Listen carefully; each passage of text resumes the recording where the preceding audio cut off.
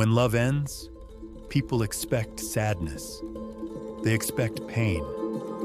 But what they don't expect is the chaos inside their own mind. After a breakup or divorce, something strange happens. We don't just grieve the person, we grieve something older. Because the pain isn't always about who left. It's about what gets reactivated inside of us.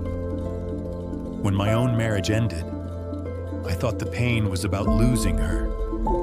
But the weight I felt wasn't new. It was familiar.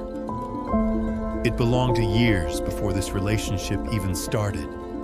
Memories returned. Moments where I was left behind, replaced, not chosen. As a child, I watched people I loved pick someone else. I felt the sting of not being good enough. That wound never really healed. It just stayed quiet until now. This is where many people get stuck. We think we're grieving them, but we're grieving the younger version of ourselves who never felt safe in love. The version that says, I always lose. I'm never enough. I'll always be replaced.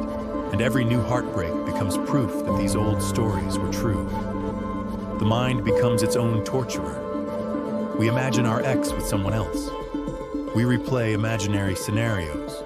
We create private movies in our head that don't even exist. Even when there's no proof, our nervous system runs wild.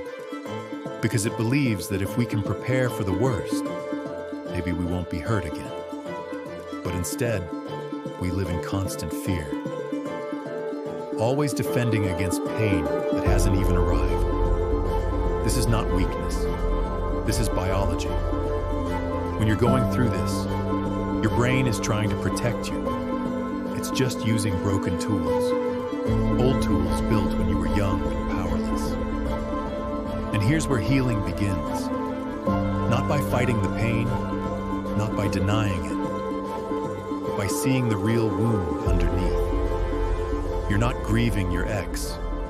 You're grieving the part of yourself that never felt safe, even long before them. This is why moving on doesn't work, because moving on doesn't heal the old story. What does? Reconstruction, piece by piece, breath by breath.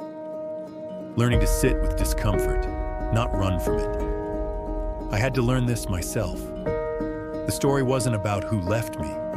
It was about who I was still becoming.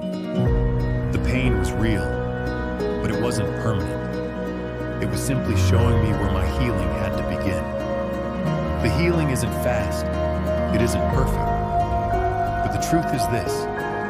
You are not broken. You were never weak. You were never unworthy of love. You simply carried old stories that no longer serve you. This is the work ahead. Not to erase the pain, but to reconstruct who you're becoming.